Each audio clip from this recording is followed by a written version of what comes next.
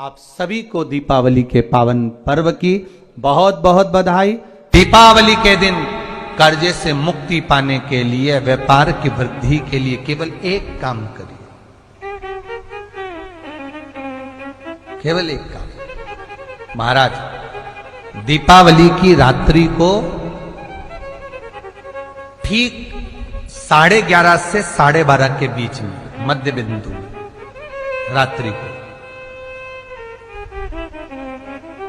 People अगर पास में हो तो पीपल, आंवला पास में हो तो आंवला, बेलपत्र पास में हो तो बेलपत्र, इन 3 वृक्ष जो आपके पास में हो, जो नजदीक में हो, लगाना एक ही के नीचे। ये नहीं कि तुम तीनों के पास पहुंच जाओ, लगाना एक ही वृक्ष के नीचे। 3 दीप अलग अलग, एक लक्ष्मी के लिए, गणेश जी के लिए, सरस्वती के लिए। 3 दीप घी के, एक फूल बत्ती का, 2 लंबी बत्ती का, फूल बत्ती मतलब गोल बत्ती का, और 2 दिए लंबी बत्ती के, घी के भरे हुए दिए, खाली नहीं, पूरा भरा हुआ दिया। उसमें एक एक कमलगट्टा, कमलगट्टा जो हवन में चढ़ता है, किराने की दुकान पे मिलता है काले कलर का कमलगट्टा। महाराज, उस दिए के अंदर रखकर सबसे पहले गोल बत्ती वाला दिया हाथ में रखिए, हथेली पर जलाकर, और अपने स्मरण करो लक्ष्मी का, कुल देवी देवता का स्मरण करिए, अपने पूर्वजों का स्मरण करिए, कर्जा मुक्ति का भगवान से विनती करिए, और बाबा कुबेरेश्वर महादेव का स्मरण कर कर फूल बत्ती, गोल बत्ती का दिया पेड़ के नीचे रख दीजिए। दूसरा दिया जला हुआ उठाइए, उसकी बत्ती अपनी ओर हो, उसको उठाकर फिर अपने कुल देवी देवता का स्मरण करिए, पूर्वजों का स्मरण करिए, जिस भाव से दिया लगाने आए हो वो भाव को व्यक्त करिए, और दिए की बत्ती पेड़ की साइड कर कर रख दीजिए।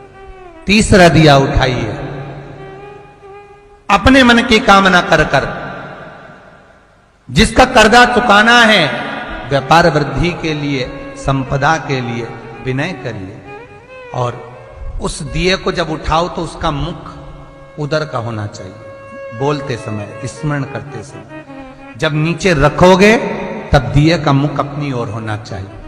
झोली पसार कर वृक्ष के नीचे प्रणाम करिए, नमन करिए, और झोली को वापस अपनी ओर गिरा लीजिए, घर चले जाइए, पलट कर मत देखिए, सीधे घर प्रवेश करो, और घर में जाकर अपने लक्ष्मी की जो पूजन करी है वहां प्रणाम कर लो साहब। 1 रुपया पूजन वाली जगह पर जहां लक्ष्मी की पूजन करी थी वहां 1 रुपया कोई रखा हो, कोई चांदी का सिक्का रखा हो, उसको उसी समय अलमारी में या तिजोरी में पटक दीजिए। जिंदगी में कभी संपदा की कमी नहीं आ सकती। कितना भी कर्जा होगा, माता लक्ष्मी, गणेश और सरस्वती, भगवान कुबेरेश्वर महादेव साल भर के अंदर ऐसा व्यापार खींचेंगे कि तेरा कर्जा चुक जाएगा। दूसरी बार तुझे पर कर्जा होगा।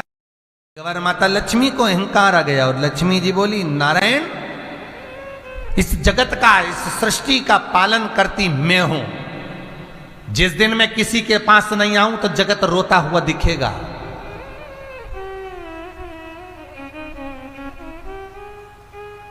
लोग मुझे लक्ष्मी कहते हैं, लक्ष्मी, और केवल साधारण लक्ष्मी नहीं, लोग मुझे पूर्ण लक्ष्मी कहते हैं। इतने में तो भगवान विष्णु के मुख से निकल गया, और यो लक्ष्मी इतना अभिमान करती है कि तू लक्ष्मी है, काय की पूर्ण लक्ष्मी है तू अपूर्ण है,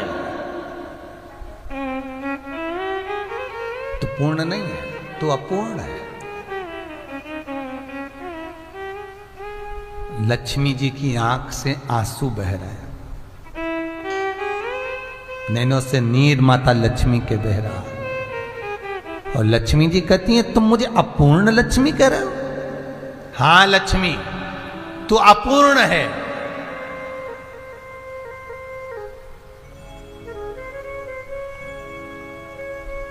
रोती हुई चली गई लक्ष्मी। सबसे पहले लक्ष्मी रोती रोती माता सरस्वती के पास पहुंची,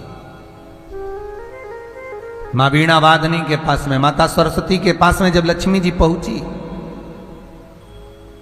सरस्वती ने पूछा, लक्ष्मी क्यों रो रही है तू, इतना रुदन किस लिए? लक्ष्मी जी कहती हैं, आज मेरे पति ने मुझे अपूर्ण कहा है, और नारी को यदि अपूर्ण कह दिया जाए तो उसका जीवन बेकार है, और आज मेरा पति मुझे अपूर्ण कह रहे हैं, आज नारायण लक्ष्मी को अपूर्ण कह रहे हैं, इसका मुझे दुख है। सरस्वती कहती है, इतनी सी बात के लिए रो रही, चल पार्वती के पास चलते। और माता पार्वती के पास में लक्ष्मी और सरस्वती दोनों पहुंच गई। पार्वती जी ने पूछा, क्या बात है, क्यों रो रही है, क्या हो गया, आज लक्ष्मी इतनी ठटक सड़क के रो रही है, क्या गया लक्ष्मी को? ये लक्ष्मी को दुख किस बात का है जो रो रही है? सरस्वती कहती हैं, लक्ष्मी को आज भगवान विष्णु ने अपूर्ण लक्ष्मी कहा है। तो पार्वती जी बोली, इतनी सी बात के लिए रो रही है, तू अपूर्ण है इसलिए रो रही है, तेरे को पति ने अपूर्ण कह दिया इसलिए रो रही है? हां, मैं इसलिए रो रही हूं। अरे रुक, तो रुक, अगर तेरे पति ने आज तुझे अपूर्ण कहा है तो माता पार्वती, मां जगतजननी दुर्गा भवानी कहती है, मैं तुझको आज पूर्ण कर देती। ले, और माता पार्वती ने अपनी गोदी में से गणेश को उतारा और लक्ष्मी की गोद में दे दिया। आज से तू पूर्ण लक्ष्मी हो गई। कौन मां होगी जो अपने गोदी के बेटे को, अपनी गोद की संतान को, अपनी औलाद को दूसरे को देगी? बोलो रे भाई, इतने लोग कथा सुन रहे हैं, बहुत ध्यान से सुनना। कई बच्चे प्रश्न करते हैं अपनी मां से, मां ये दिवाली के दिन लक्ष्मी जी की पूजन तो भगवान विष्णु के साथ होना चाहिए, तो गणेश जी के साथ क्यों होती है? मां दीपावली के दिन लक्ष्मी की पूजन तो कुबेर के साथ होना चाहिए, विष्णु भगवान के साथ होना चाहिए, उनके पति नारायण के साथ होना चाहिए, तो फिर ये गणेश जी के साथ, सरस्वती के साथ क्यों होती है? प्रत्येक फोटो में लक्ष्मी विष्णु के साथ नहीं मिलेगी, प्रत्येक फोटो में लक्ष्मी गणेश और सरस्वती मिलेंगे। दीपावली पर पाना खरीद कर लाओ, दिवाली पर कागज खरीद कर लाओ, दिवाली पर फोटो खरीद कर लाइए, लक्ष्मी गणेश के साथ मिलेगी, लक्ष्मी सरस्वती के साथ मिलेगी, पर लक्ष्मी विष्णु के साथ नहीं। क्यों, किस लिए? भगवान विष्णु और लक्ष्मी का फोटो नहीं, गणेश सरस्वती और लक्ष्मी का फोटो? क्यों? उसका कारण यहां है, पार्वती जी ने गणेश जी को लक्ष्मी की गोद में दे दिया। ले, आज से तू पूर्ण लक्ष्मी हो गई। ये सरस्वती तुझे लेकर आई है, इसकी साक्षी में मैं अपनी औलाद गणेश, अपना पुत्र गणेश तुझे गोदी देती हूं। जा, तेरी गोद में गणेश बैठ गया तो तू पूर्ण कहलाए।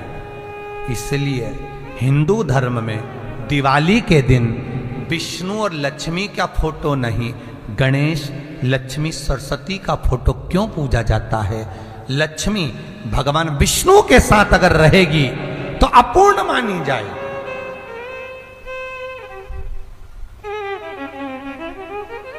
स्त्री की संतान नहीं तो अपूर्ण है, पूर्ण हो गई जब संतान गोदी आ गई,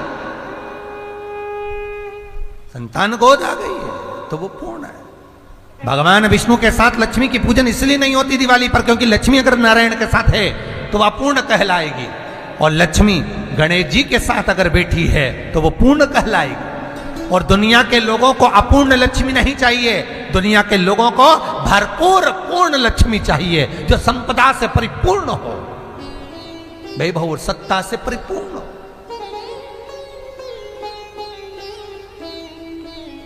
और लक्ष्मी और गणेश की पूजन के साथ में सरस्वती का पूजन इसलिए होता है क्योंकि ये माता सरस्वती ने लक्ष्मी को पूर्ण बनवाया है। माता सरस्वती की साक्षी में लक्ष्मी पूर्ण हुई है। इसलिए दिवाली के दिन गणेश, लक्ष्मी और सरस्वती इन तीनों का पूजन होता है महाराज, तीनों का पूजन। दुनिया के सताए लोग यहाँ सीने से लगाए जाते हैं, दरबार में भोले बाबा के दुख दर्द मिटाए जाते हैं।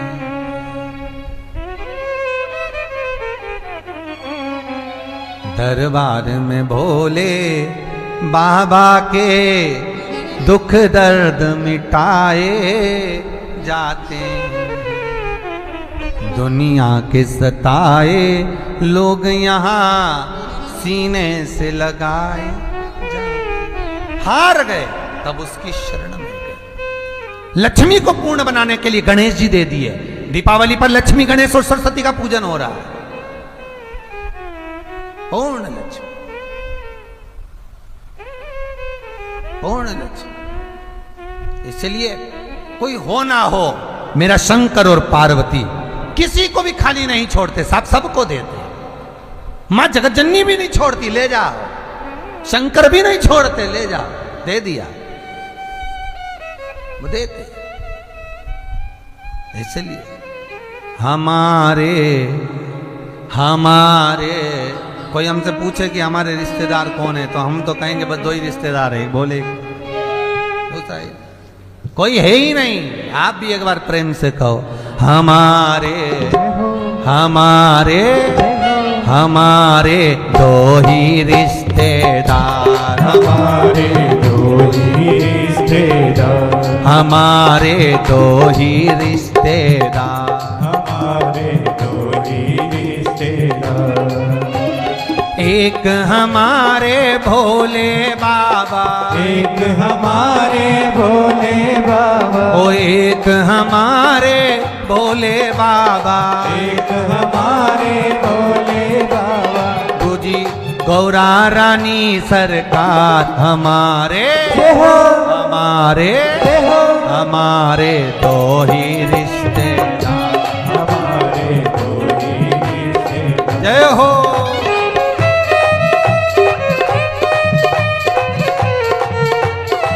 हर भोले।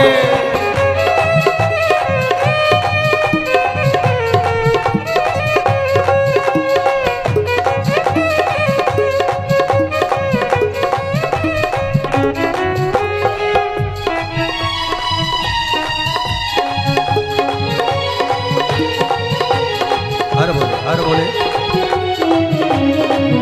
ओहो,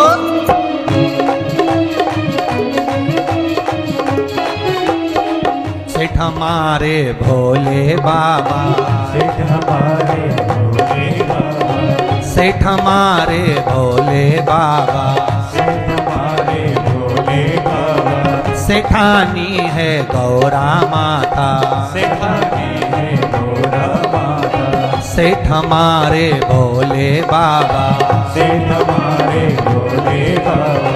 सेठानी है गौरा माता, सेठानी है गौरा माता। शिव शिव शंभो रटो हमेशा, शिव शंभो रटो हमेशा, शिव शिव शंभो रटो हमेशा। शिव शंभो रटो हमेशा। 2 ही रिश्तेदार हमारे, हमारे 2 ही रिश्तेदार, हमारे 2 ही रिश्तेदार, हमारे 2 ही रिश्तेदार। हमारे 2 ही रिश्तेदार। एक हमारे भोले बाबा, एक हमारे भोले बाबा, ओ एक हमारे भोले बाबा, एक हमारे भोले बाबा। तुझी गौरा रानी सरकार, हमारे 2 ही रिश्तेदार, हमारे 2 ही रिश्तेदार, हमारे 2 ही रिश्तेदार। हमारे 2 ही रिश्तेदार। हर हर भगवान के अपना बनाने का प्रयास। वो जीवन का सुख का अनुभव कराएगा।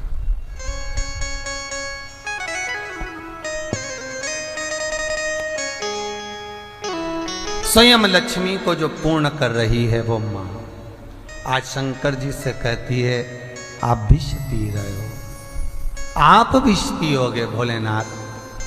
सोचो तो अमृत सबने रख लिया, आपके पास पूछने तक नहीं आए। जब धन आ जाता है तो लोग भगवान को भूल जाते हैं। एक चोर चोरी करने शंकर के मंदिर में गए, चोरी का सामान नहीं था, देखने के लिए कोई प्रकाश नहीं था।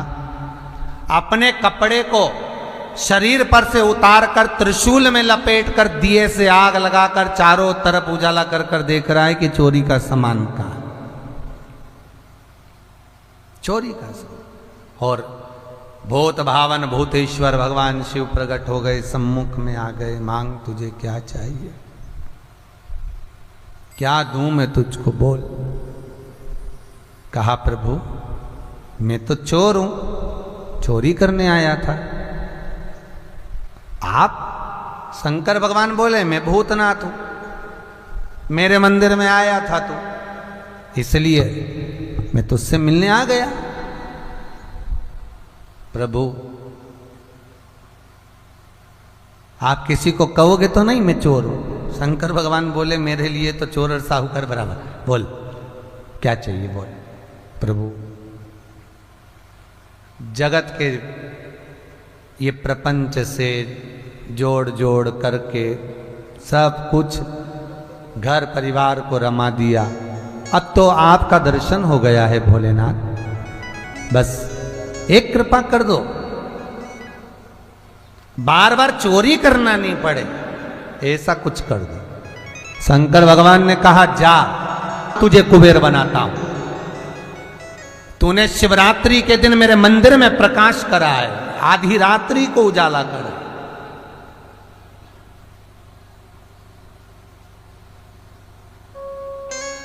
बहुत ध्यान देना महाराज,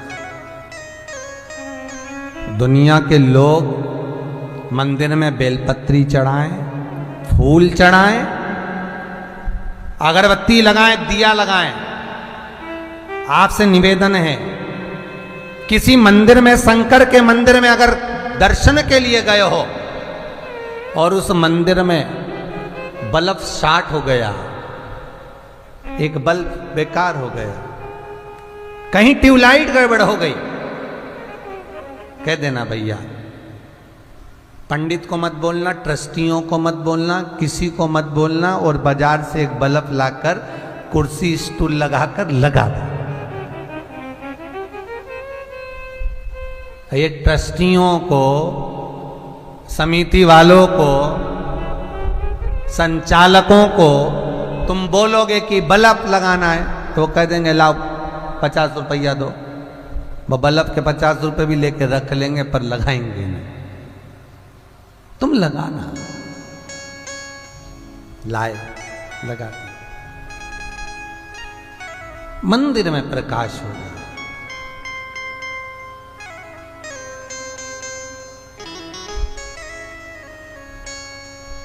पंडित जी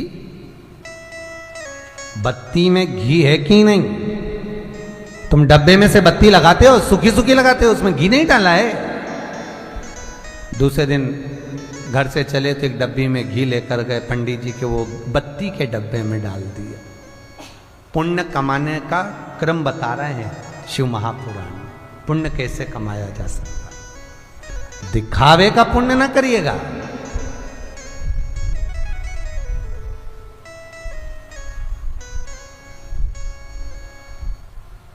दिखावे का पुण्य।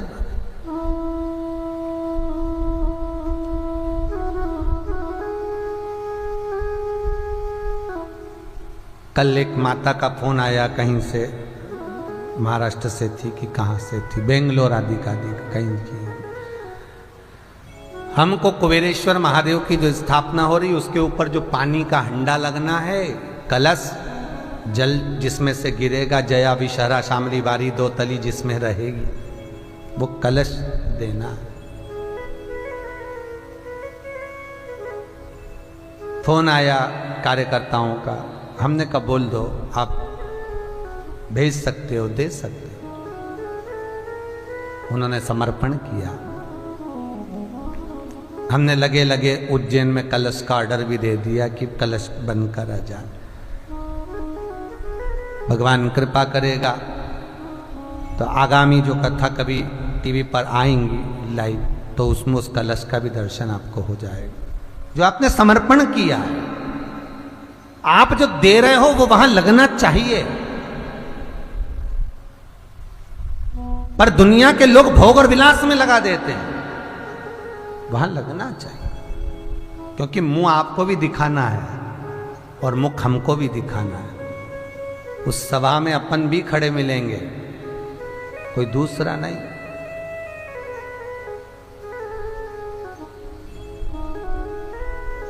वहां दिखना है। और जगत से छुपा सकते हो पर उससे नहीं छुपा सकते हो, वहां सामने दिखना चाहिए।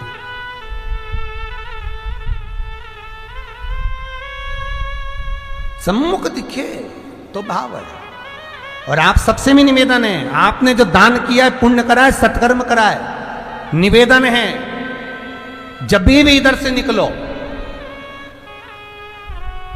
भोपाल से इंदौर की ओर जाओ, ट्रेन से अगर उज्जैन दर्शन के लिए जाओ तो सीहोर स्टेशन पर जरूर उतरना।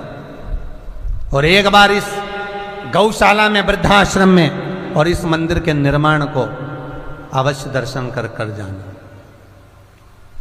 अवश्य दर्शन करके जाओ। आपने जो धन दान दिया है वो लगा कि नहीं लगा, सत्कर्म के लिए लगा कि नहीं लगा। दूसरी जगह देते तो होटल में लग जाता और बाद में लोग किराया खाते हैं। यहाँ होटल नहीं, यहाँ केवल ये मंदिर, ये वृद्धाश्रम और ये गौशाला और ये भगवत भजन करो, कराओ, स्मरण देखकर जरूर जाना। आपसे निवेदन हाथ जोड़कर, आपने अगर 500 रुपए भी दान किए हैं तो आप इस मंदिर के हकदार हो।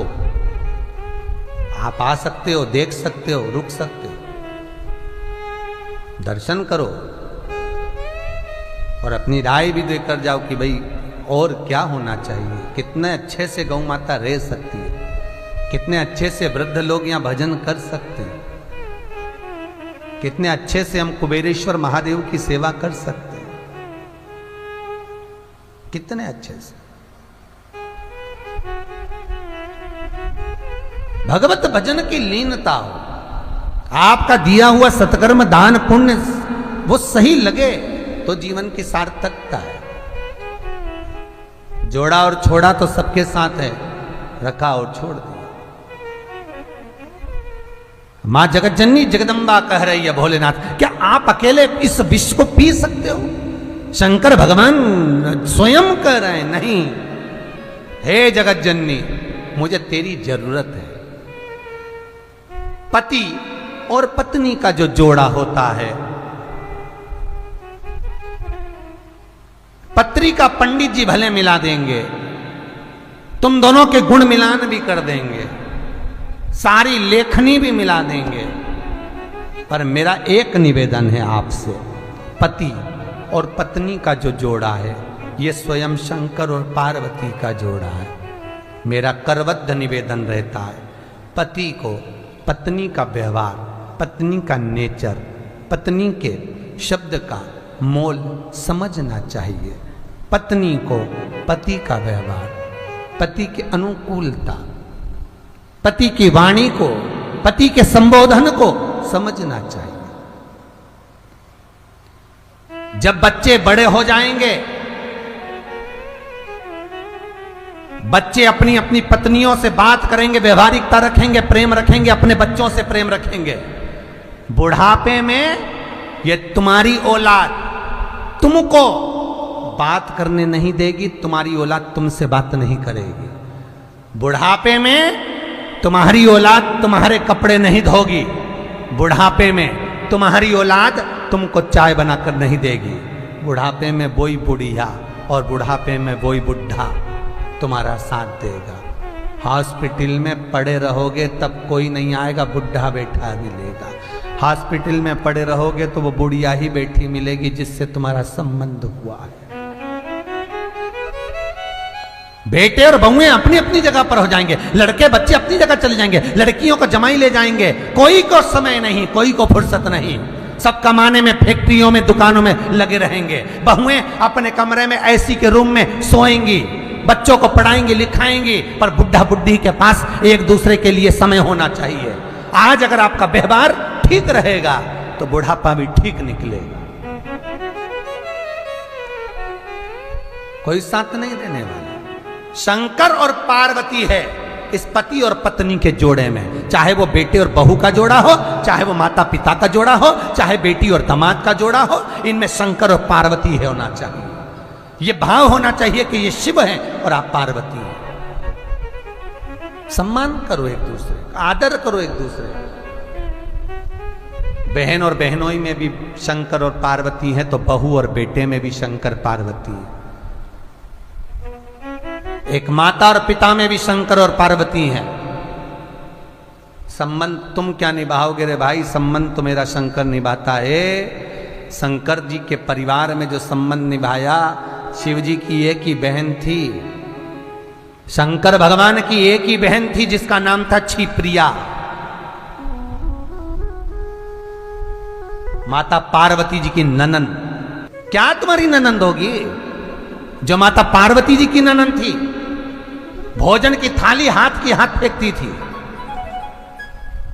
भाभी भोजन बनाकर जाती थी पार्वती मैया, रसोई घर में रसोई तैयार करती थी अन्नपूर्णा, और भगवान शंकर की बहन क्षिप्रिया उस भोजन में उसी पल बिच्छू को, सांप के बच्चों को छोड़ देती थी उसी भोजन के आसपास, बिच्छू और सांप के बच्चे।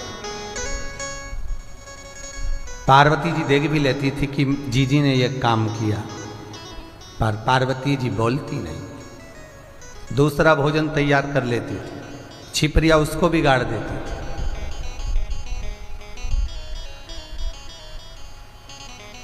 पर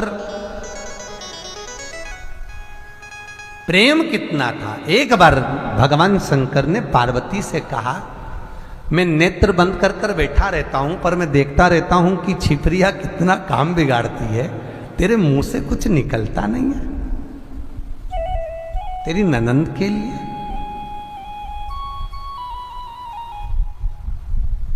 कुछ निकलता नहीं तेरे मुंह से। पार्वती का संबोधन सुनना। पार्वती जी कहती हैं,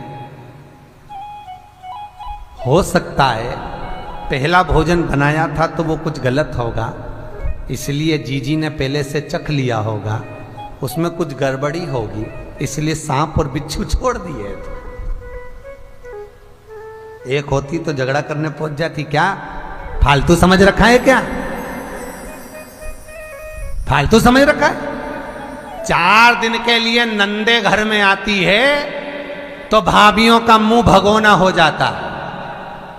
आ गई, भोजन बनाना पड़ेगा, काम करना पड़ेगा, और हमारी सास इनको ना जाने क्या क्या बटोर बटोर के दे देगी, साड़ी अंगूठी सब ध्यान रखना पड़ेगा।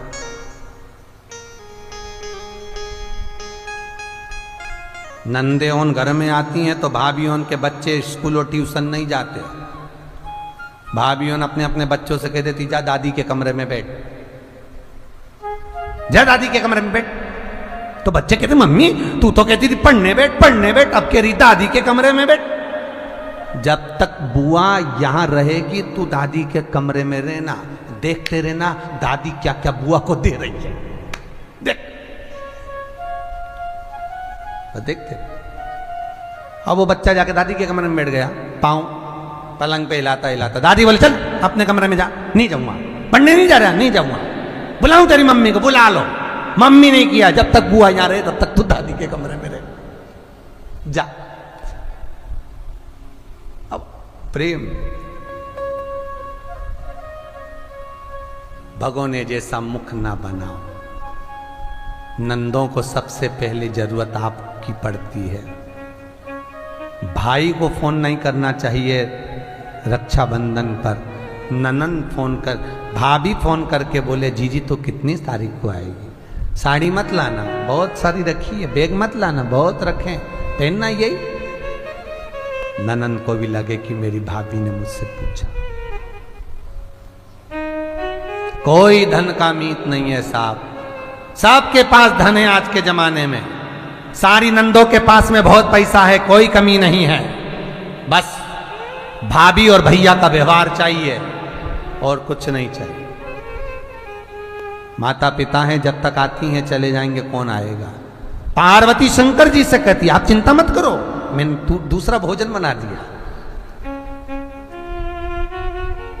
भोजन करने के बाद छिप्रिया हाथ थाली में धोकर वहीं पर रख देती थी और भाभी से कहती भाभी पहले मेरी थाली रख कर आओ, भैया की बाद में। भगवान पार्वती जी को देखते पार्वती जी थाली उठाकर रखी आती धोकर। पर मालूम था माता पार्वती को कि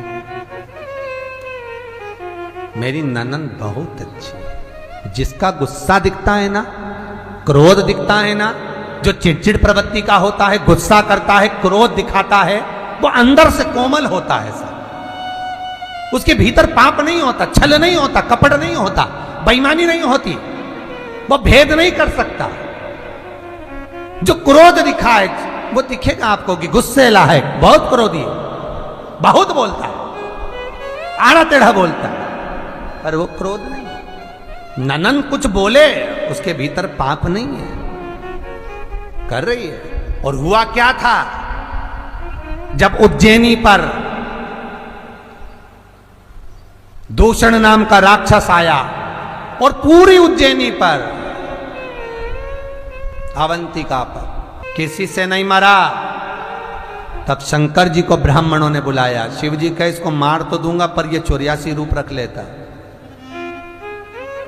इसको मारने के लिए मेरी बहन की जरूरत पड़ेगी। जब मैं ये 84 रूप रखे तो मेरी बहन पानी का रूप रखे और पानी के रूप में इसके पूरे रक्त को बहा दे, तो ये रूप नहीं रख पाएगा।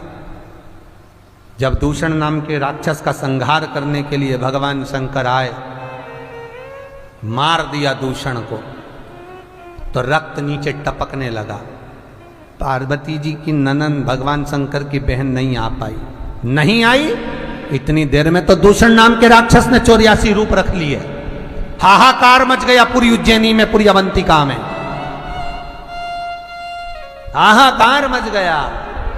ये तो मरता ही नहीं। छिपरिया सज धज कर आई, भैया तू चिंता में दिख रहा है, इसने 84 रूप रख लिया। बहन क्या करें, अब क्या होगा। छिपरिया कहती है तू चिंता मत कर भैया, तू चिंता मत कर, मैं भी तेरी बहन हूं।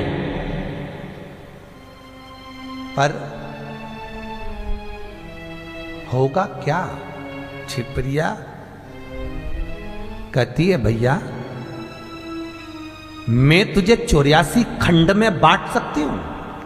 अगर इसने 84 रूप रखे हैं दूषण नाम के राक्षस ने, तो मैं तुझे 84 रूप दिलवा सकती हूं। शंकर भगवान नहीं, मुझे 84 रूप में वही बांट सकता है जो जीवन पर्यंत कुंवारी अवस्था में रहे, तप साधना करे और जल के वेग में जो रहे, वो मुझे 84 रूप में बांट सकता है। बहन तू रहने दे, भैया तेरे लिए मैं विवाह भी नहीं करूंगी, तेरे लिए मैं जल रूप में रहूंगी, तेरे लिए मैं साधना करूंगी। मैं तेरी बहन हूं, क्यों चिंता करता है। कौन ऐसी बहन होगी जो अपने मायके के लिए इतना सोचेगी। इसलिए पार्वती जी कहती मेरी ननन जैसी ननन नहीं हो सकती। नहीं करा विवाह छिपरिया ने, नहीं करा मंगल पाणी ग्रहण संस्कार छिपरिया ने, शिव जी को 84 खंड में बांट दिया। शंकर 84 रूप में आए, दूषण नाम के राक्षस का संहार कर दिया। इसलिए उज्जैन में, अवंतिका में आज भी भगवान शंकर 84 रूप में विराजमान है। आपको पहले भी कथा में कहा था, पूरी दुनिया में केवल एक उज्जैनी ऐसी है जहां भगवान शंकर 84 खंड में बैठे हुए हैं। पिछले वर्ष कार्तिक के बाद में भगवान 84 महादेव का अपन ने दर्शन किया था। कई लोग आए थे, कई लोग पहुंचे थे और खूब प्रेम से जिनसे चलते नहीं बना उनके लिए रिक्शे करे गए थे, जिनसे चलते नहीं बना उनके लिए मैजिक गाड़ियां करी गई थी। और 84 महादेव के दर्शन, क्या क्या चढ़ता है 84 महादेव पे, कहां कहां विराजमान है, सबको ले जाकर दर्शन कराए थे। एक बार फिर प्रयास करूंगा, एक बार फिर कि आप भी एक बार आना और प्रयास करेंगे 2021 के एंड में, प्रयास करेंगे 2021 के एंड में, कार्तिक महीने में प्रयास करेंगे कि 84 महादेव एक बार उज्जैनी में फिर हो।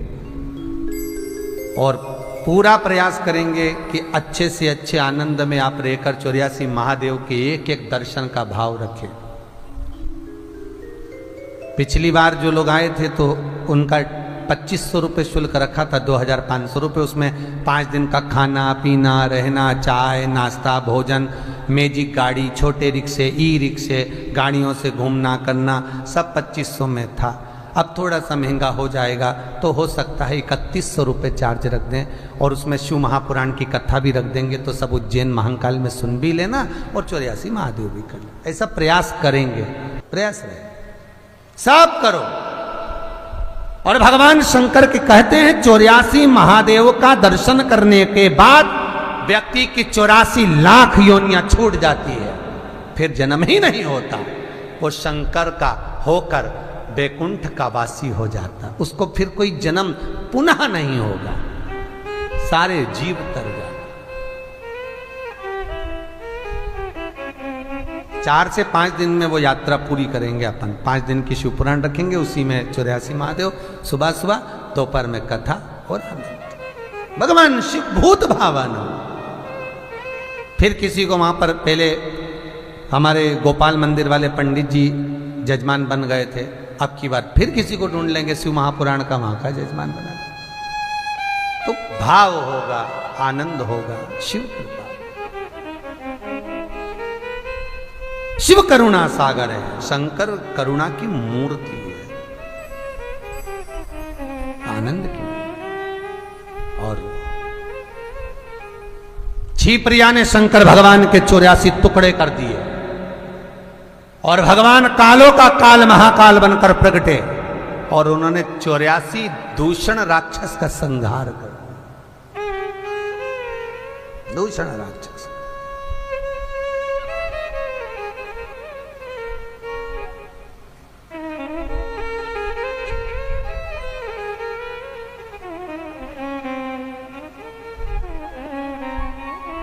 और दूषण नाम के राक्षस का संहार हुआ। तो कालों के काल भगवान शंकर महाकाल कहलाए, उज्जैनी नरेश। तो आज मां पार्वती कह रही है तुम्हारे विष अकेले पी जाओगे, नहीं, शंकर जी कहते ये मेरे बस का नहीं। तो शिव जी कहते हैं शक्ति भी मेरे साथ में आए, और शिव और शक्ति दोनों मिलकर जब ये हलाहल विष पिएंगे तो सहन हो सकता, तो साथ सकता।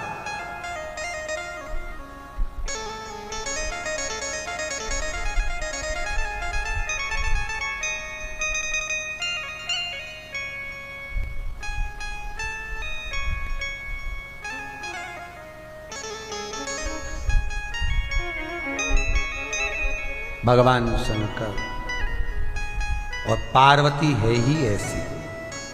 लोग कहते हैं पार्वती मैया शंकर भगवान को भांग घोट कर देती, शिव जी पीते नहीं। पार्वती शिव को भांग नहीं, राम की घूटी देती है। कोई पी ले, कोई पी ले, कोई पी ले, कोई पी ले, कोई पी ले संत सुजान नाम रस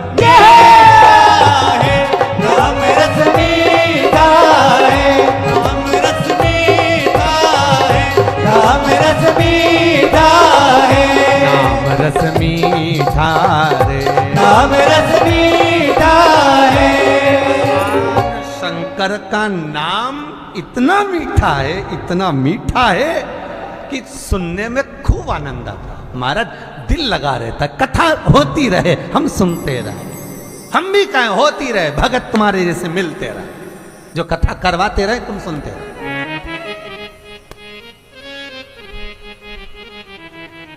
बस करवाएं और तुम सुनो, नित्य नहीं, नित्य नहीं।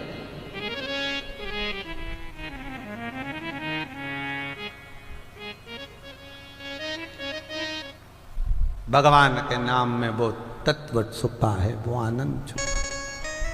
शंकर भगवान कहते हैं पार्वती मुझे तेरी जरूरत है, तू शक्ति है और विष को पीने के लिए शक्ति का होना जरूरी है। शिव और शक्ति का मिलन।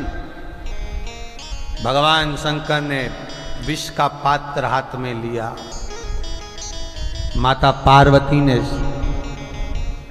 नंदा, सुभद्रा, सुरभि, सुशीला, बहुला सब गौओं को कहा जब शिव शक्ति के साथ जहर पिए, क्योंकि अकेले शिव नहीं, शक्ति का होना जरूरी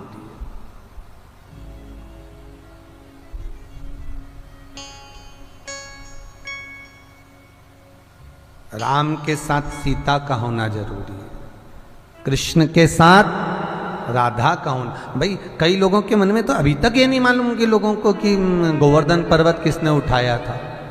कोई तुमसे पूछ ले तुमने इतनी भागवत सुनी, बोलो जितने लोग टीवी के सामने बैठे सब बोलो गोवर्धन पर्वत किसने उठाया था। बोलो रे भाई, जितने भी टीवी के सामने बैठे हो, ऑनलाइन बैठे हो, फेसबुक पे बैठे हो, यूट्यूब पे बैठे हो, मोबाइल में कथा सुनते, बोलो गोवर्धन पर्वत किसने उठाया था। तो कहोगे महाराज जी हमने कथा में सुना है, भागवत जी में सुना है। सब बोलते हैं भगवान गोवर्धन पर्वत को कृष्ण ने अपनी छोटी सी उंगली पर, नक के पौर पर 7 दिन तक भगवान कृष्ण ने उठाया था। पर यदि भागवत के अंदर प्रवेश करोगे तो आपको मालूम पड़ेगा कि गोवर्धन पर्वत कृष्ण ने नहीं, गोवर्धन पर्वत तो राधा जी ने उठाया था। तुम खुद देख लो, भगवान कृष्ण ने गोवर्धन पर्वत को उठाया था अपने उल्टे हाथ से, छोटी सी उंगली पर, और पूरे भगवान कृष्ण के फोटो निकालना, नंद बाबा दिखेंगे, ब्रजभानु जी दिखेंगे, कीर्ति दिखेगी, ग्वाल दिखेंगे, ब्रजवासी दिखेंगे, राधा नहीं दिखेगी। क्यों? जिस समय गोवर्धन पर्वत को उठाने के लिए गिरिराज बाबा ने कहा मैं हल्का हो जाता हूं, कृष्ण उठाओ, तब भगवान कृष्ण ने 2 क्षण के लिए नेत्र बंद कर राधा जी को बुलाया, ये पर्वत मैं नहीं उठा सकता, तू शक्ति है, तू उठा, आओ। और कछु माखन को बल बड़ो, कछु गोपियन को साथ, राधा जू की कृपा से गोवर्धन लियो है हाथ। अगर कृष्ण पर्वत उठाते तो अपने सीधे हाथ से उठाते, पर पुरुष का उल्टा हाथ, उल्टा अंग तो स्त्री का होता है। उल्टा अंग किसका? पुरुष का, स्त्री का। और स्त्री का जो सीधा अंग होता है वो पुरुष का, नारी का। तो यहां स्त्री का सीधा भाग पुरुष भाग कहलाता है और पुरुष का उल्टा भाग स्त्री का भाग कहलाता है। तो भगवान कृष्ण ने पर्वत उठाया उल्टे हाथ से, तो ये उल्टा भाग किसका है? स्त्री का, राधा का। इसलिए भगवान उठाते तो सीधे हाथ से उठाते, तो भगवान ने उठाया ही नहीं था, उठाया तो राधा जी ने था। राधा ने पर्वत उठाया, कोई दूसरा नहीं। तो कोई कहे शंकर भगवान ने विष पिया है, भैया बात इतनी सी है, बात इतनी सी है, पत्नी अपना घर छोड़कर ससुराल में आती है, लोग कहते हैं ये तुम्हारा घर है, पर पत्नी का ना तो वहाँ नाम लिखा होता है, ना पत्नी का वहाँ पर नाम होता है। नाम अगर होगा तो लोग पति के ही नाम से पहचानेंगे स्त्री को कि ये उनकी लुगाई है, ये उनकी धर्म पत्नी है, ये उनके घर से है, ये उनकी बहू है, ये उनके यहाँ से। भले तो विष पिया तो लोग कहें महादेव हैं, पर्वत उठाया तो कहा कृष्ण है। जब राम जी ने धनुष तोड़ा तब राम जी धनुष तोड़ने से पहले सीता को देखते हैं, जानकी मैया को। क्यों? क्योंकि राम जी को मालूम था कि मुझसे पहले इस धनुष को सीता उठा चुकी है। जब जनक जी ने कहा द्वारपालों से आज मेरे को धनुष के नीचे का भाग लिप कर रखो, मैं पूजन करने आ रहा हूं, नहीं लिपा, धनुष ही नहीं उठा। 10,000 द्वारपालों से नहीं उठा। 4 साल की माता जानकी खेल रही थी।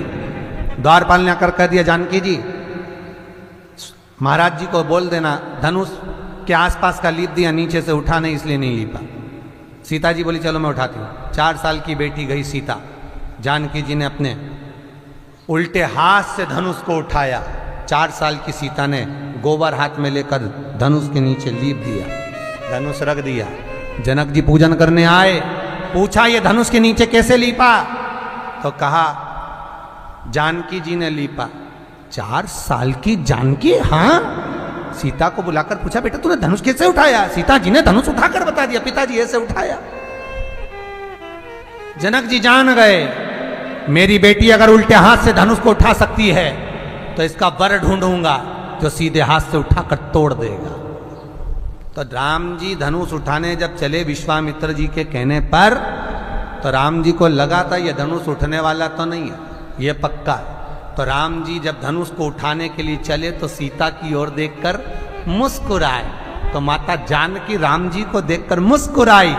राम जी जान गए कि सीता की शक्ति मुझ में आ गई है, धनुष मैं नहीं उठाऊंगा, ये जानकी उठाएगी और सीता उठा सकती। धनुष तोड़ा सीता ने, नाम राम जी का हुआ। पर्वत उठाया राधा ने, नाम कृष्ण का हुआ।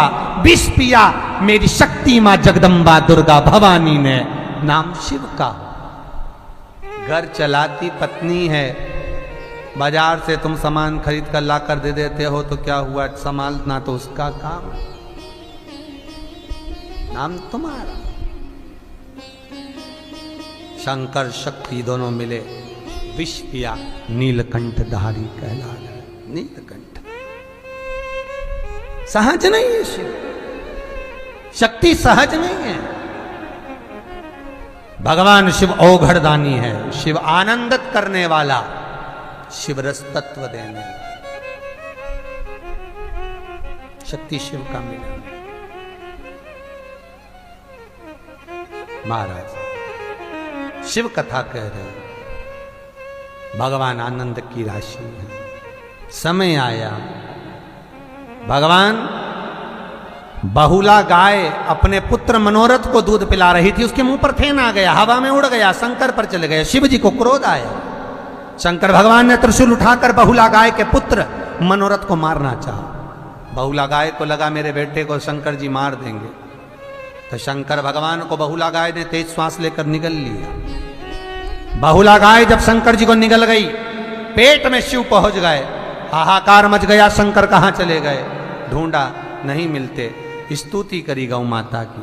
तब गौ माता ने शंकर भगवान को अपने गर्भ से प्रकट करा। शिव जी का नाम नंदीकेश्वर पड़ गया, नंदी के रूप में जन्म। बहुला गाय कहती है भोलेनाथ आप मेरे पुत्र को ना मारें। भगवान शिव कहते हैं बहुला गौ माता आपका दिया हुआ दूध मेरे ऊपर चढ़ेगा, जगत का कल्याण करेगा, क्योंकि आप मेरी मां हो, मैं आपके पेट में रहा हूं। कोई गाय बछड़े को दूध पिलाए और उसके मुंह पर फेन आ जाए, उस फेन की बड़ी महत्वता है शिव महापुराण में। भगवान शिव कृपा आगे वर्णन आया। भगवान शंकर की 12 ज्योतिर्लिंग प्रसंग का स्मरण कराया। शंकर भगवान के 12 ज्योतिर्लिंग का स्मरण कराते हैं। भगवान शिव के पहले ज्योतिर्लिंग का भाव जो व्यक्त किया गया है महाराज, प्रथम सोमनाथ जी का व्याख्या। सोमेश्वर कथा में कहा था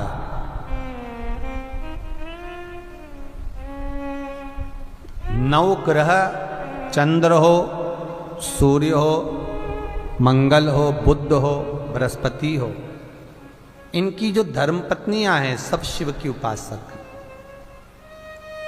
चारों वेद हों, चारों वेदों की धर्मपत्नियां शिव की उपासक।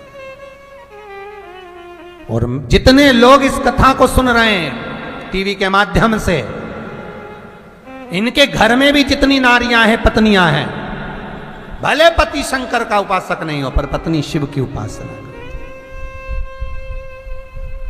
शंकर सुख देने वाले, शंकर आरोग्यता देने वाले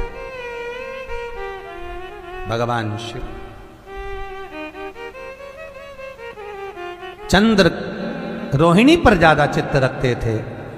27 कन्याओं का विवाह चंद्र के साथ हुआ था दक्ष प्रजापति। एक दिन सभी कन्याओं ने आकर कहा कि चंद्र हमारे पति हमको देखते तक नहीं। समझाया चंद्र को, 4-5 दिन ठीक रहे, फिर वापस गड़बड़ हो गए। ये बड़ी विचित्र आदत है। बच्चों को, परिवार में बहुओं को, बेटों को, सास को, ससुरा को, सबको पहले समझा दो, उसके बाद भी गड़बड़ कर जाए तो बड़ी तकलीफ होती है। जो ना माने, नहीं माने, क्रोध में आ गए दक्ष प्रजापति, मैं तुझे श्राप देता हूं चंद्र, तेरी काया का रोग होगा तुझे, तेरी काया टपकेगी, जमीन पर गिरेगी, मेरा श्राप है तुझे। चंद्र का शरीर गलने लगा। फिर निवेदन करूंगा, बहुत बड़ी बीमारी भी हो जाए,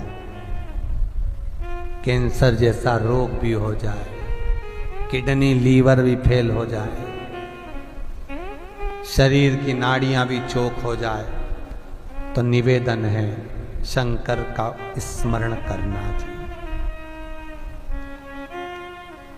मुझे पूर्ण विश्वास है मेरे शंकर पर, इस दिल से कहता हूं मेरा शिव आपको खाली नहीं छोड़ेगा। मेरा शंकर आपको सुख जरूर देगा साहब, ये दिल से कहता हूं। सालों का अनुभव है, शिव कथा जब से कर रहे हैं तब से लगातार इस चीज का अनुभव हमें मिला है कि इस पर विश्वास जिसने कर लिया वो निहाल हो गया। ये शिव महापुराण की ये पोथी, हम इसको केवल पोथी नहीं मानते, इसको शिवलिंग ही मानते। ये शंकर मेरा अपना है, अपने दिल की बात। कभी एकांत में बैठकर आपका जब दिल रोए, बहुत दुखी हो जाओ, कहीं कोई कष्ट भी आ जाए, कोई साथ ना दे, सब अपने अपने घर में मस्ती में रहे, और तुम जब अकेली रहो या अकेले रहो, तब एक बार शंकर से बात जरूर करना। शंकर मंदिर में जाकर शिवलिंग के सामने बैठकर 2 मिनट चर्चा जरूर करना। मंदिर के अंदर नहीं बैठ सकते तो उसके ओटले के पास में, उसके मंदिर में जहां जगह मिल जाए, सब जल चढ़ाएं, दूध चढ़ाएं, बेलपत्र चढ़ाएं, तू एकांत में बैठकर उससे चर्चा जरूर कर। मंदिर नहीं जा सकती तो घर में जो शिवलिंग हो तो उसका स्मरण जरूर करना। मैं दिल से कहता हूं, ये आप कथा सुन रहे हो, शंकर आपके दुख तकलीफ को जरूर हरेगा, बहुत हरेगा।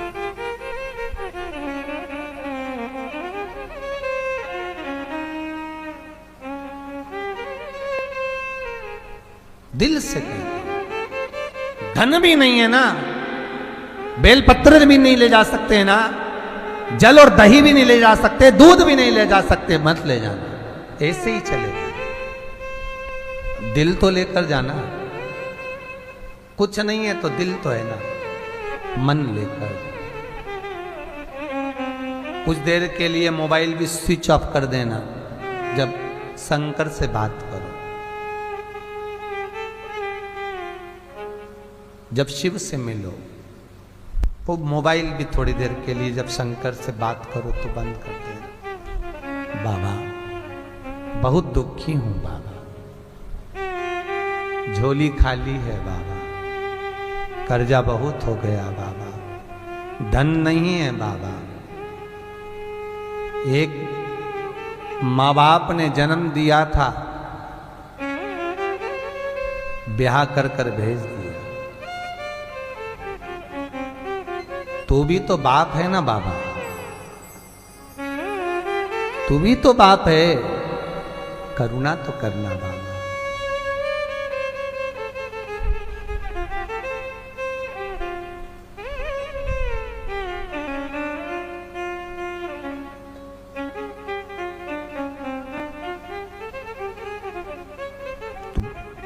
निवेदन करो उसको, वो सुनेगा।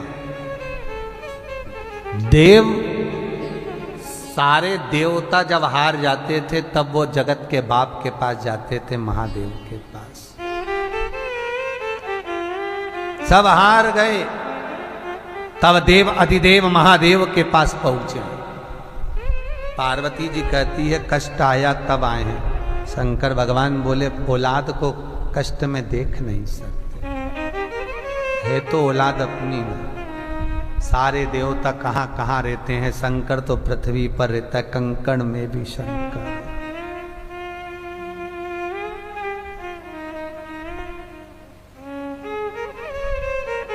निवेदन, तुम्हारी चिंता हरो भोलेनाथ,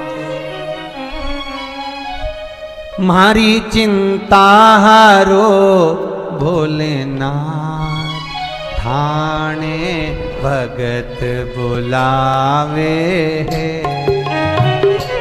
मारी चिंता हरो भोलेनाथ, हमारी चिंता हरो भोलेनाथ, ठाणे भगत बुलावे।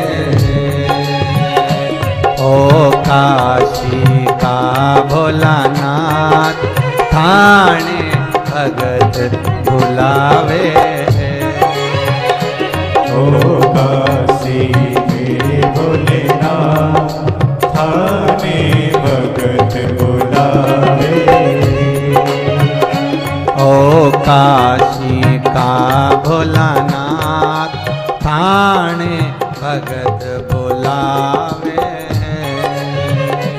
ओ काशी का भोलेनाथ, थाने भगत बुलावे। अब चिंता हरो महाराज, अब चिंता हरो महाराज, ओ हमारी चिंता हरो महाराज। ओ हमारी चिंता हरो महाराज, ओ हमारी चिंता हरो भोलेनाथ, थाने भगत आओ से बोलिए।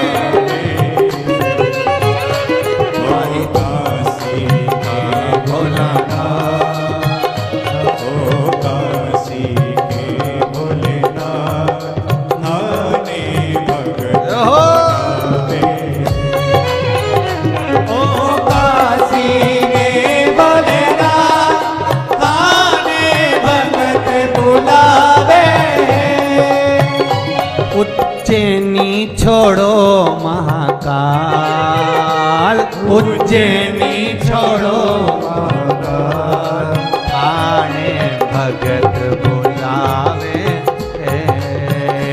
उज्जैनी छोड़ो महाकाल, उज्जैनी छोड़ो महाकाल, ठाणे भगत बुलावे।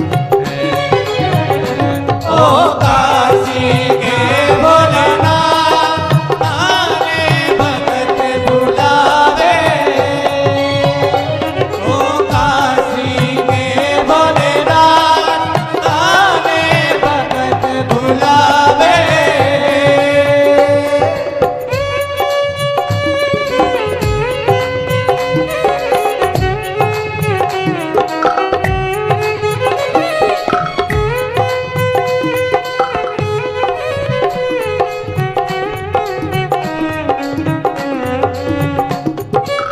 आओ दिल से से बुलाओ आएगा।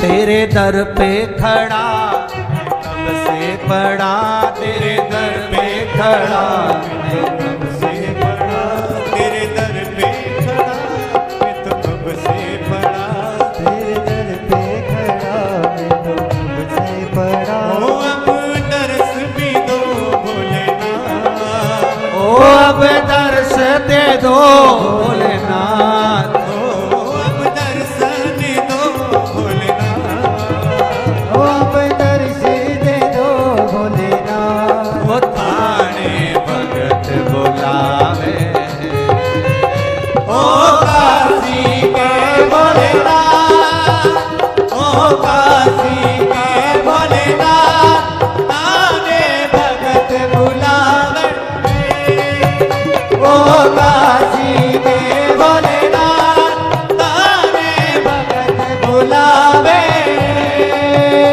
उज्जैनी छोड़ो महाकाल, उज्जैनी छोड़ो महाकाल, उज्जैनी छोड़ो महाकाल, उज्जैनी छोड़ो महाकाल, थाने भगत बुलावे। ओ काशी के भोलेनाथ, ओ काशी के भोलेनाथ, ताने भगत बुलावे, ओ काशी के भोलेनाथ, ताने भगत बुलावे। आओ आओ मारा भोलानाथ, आओ आओ मारा भोलानाथ, सोमवार है भोले बाबा की बाट जरूर जाऊंगी भोलेनाथ। आओ आओ मारा भोलानाथ, आओ आओ मारा भोलानाथ, आओ आओ भोला भोलानाथ, आओ आओ मारा भोलानाथ, ओ थाने भगत बुलावे। ओ काशी के भोलेनाथ, ओ काशी के भोलेनाथ, ओ थाने बुलावे, ओ काशी के भोलेनाथ, थाने भगत बुलावे, थाने भगत बुलावे, थाने भगत बुलावे, थाने भगत बुलावे। ओ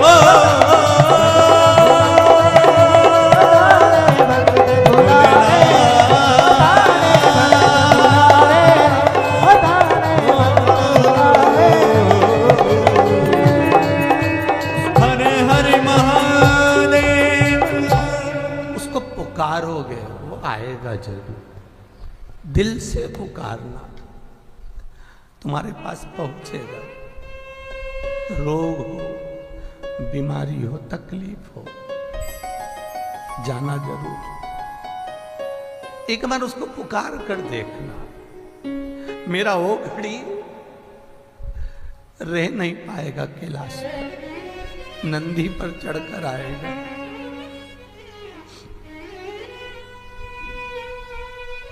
वो दुख नहीं देख सकता साहब, वो बाप है, ये मेरी माँ है, दुखी नहीं देखती है। कोई कहे तो उसको आता है, दौड़े आता है।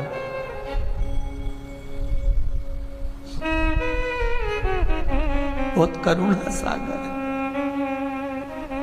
पर भोला है। और बाप भोला होता है साहब। सब घर में बोल देते हैं ये अच्छा नहीं बना है, पर बाप नहीं बोलता। ठीक है, बाप है, कोई जल चढ़ाए ना चढ़ाए, कोई पूछे ना पूछे तो भी देता है। उससे कहना वो आएगा। चंद्रदेव नारद जी के कहने पर पुकार लिए, बुलाया, शिव आए। मांगो नारद, मांगो चंद्र, क्या चाहिए? शंकर जी बोले, काया बेकार हो गई है, बहुत दुखी हूं, सारे देवताओं के पास घूमी आया, अब कोई सार नहीं बचा।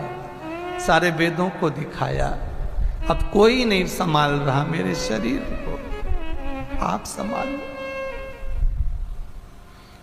शिवचंद्र की काया ठीक कर दिए। सोमेश्वर महादेव हो, सोमनाथ में बसे। कार्तिक के रुष्ट होकर गए, उनको मनाने शंकर पार्वती पहुंचे तो मल्लिकार्जुन कहला।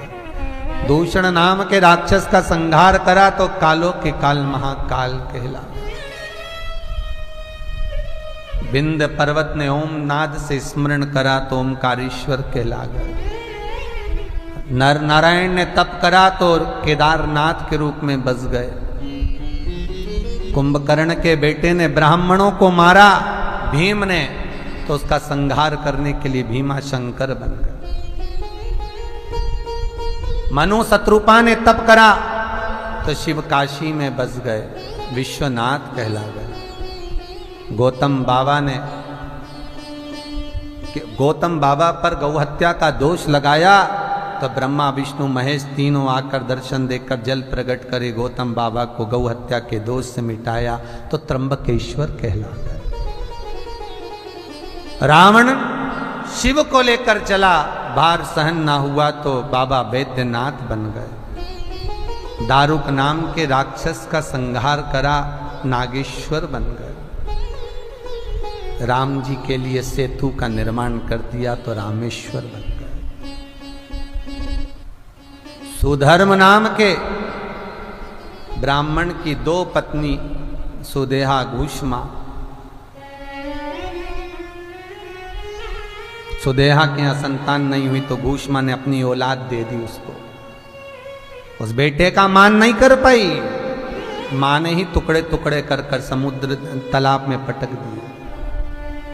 घूष्मा को लगा आज मेरा बेटे का दर्शन नहीं हुआ, बहुत दिन हो गए। सोमवार के दिन पार्थिव शिवलिंग का निर्माण कर कर तालाब में विसर्जन करने गई, कहा बेटा दिख जाए, बहुत दिन हो गए। बेटा 5 दिन का मरा हुआ जीवित आ गया, भगवान कृष्णेश्वर हो गए। ये 12 ज्योतिर्लिंग साधारण नहीं है, इनका व्याख्यान साधारण नहीं है। शिव कृपालु है। चंचुला देवी का पति बिंदु मुक्ति को पाता है। भगवान शंकर अपनी बेलपत्र उठाकर पोथी पर समर्पित करते हैं, निवेदन करते हैं, ये कथा विराम लेती है। भगवान शिव ने कहा तुम रुका जी, इस शिव महापुराण की कथा को जो करवाएगा, सुनेगा, अपने जीवन को वो सर्वाधिक सुख का अनुभव करेगा। जिसके परिवार में एक बार भी शिव महापुराण की कथा हो गई, उसकी 71 पीढ़ियां तर जाएगी। यह पुराण कोई साधारण नहीं, आहूतों को, प्रेतों को, भूतों को, पितरों को, वासुकों को तार देती है, अधोगति में मरने वाले को भी पार उतार देती है। शिव महापुराण विराम ले रही है। राव परिवार द्वारा, श्रीमती मृदुला जी राव, श्रीमान जोगा जी राव, फरीदाबाद वालों द्वारा ये कथा जजमान बनकर करी गई है। बहुत बहुत साधुवाद, धन्यवाद दूंगा मैं राव परिवार को। भगवान आप